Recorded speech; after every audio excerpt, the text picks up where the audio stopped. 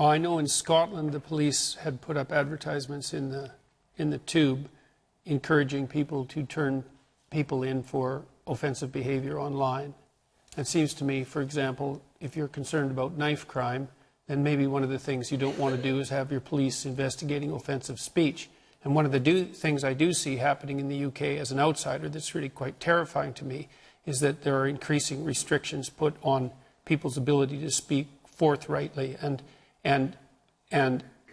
that the consequence of that restriction and the criminalization of what hypothetically constitutes offensive speech is going to be a cure that's so much more worse than the disease that we can hardly imagine it. It's a dreadful thing to see that happening in the UK. And so, I mean, people say things that are reprehensible all the time, but we can't always agree on what they are.